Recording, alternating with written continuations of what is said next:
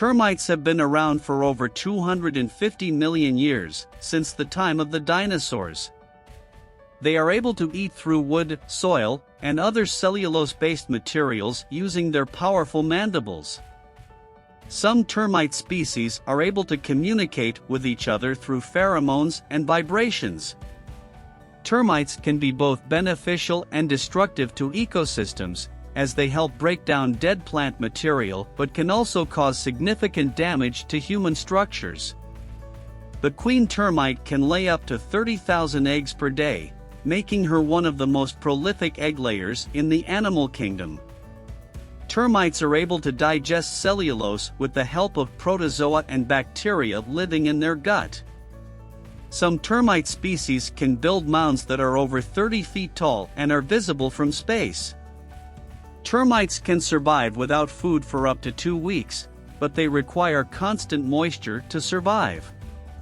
Some termites are able to cultivate fungi as a food source, and the fungi are thought to provide important nutrients to the termites. Termite soldiers have powerful jaws and are responsible for protecting the colony from predators. Termites are not attracted to light, unlike many other insects. Some species of termites are capable of creating complex ventilation systems within their nests to regulate temperature and humidity. Termite colonies can range in size from a few hundred individuals to several million. The gut of a termite can contain up to 200 different species of microorganisms. Termites are able to build mud tubes to protect themselves from predators and maintain a constant environment within the nest. The total biomass of termites on Earth is estimated to be greater than that of all humans combined.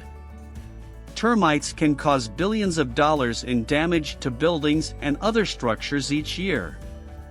Some termite species are able to produce chemicals that deter predators or kill other insects.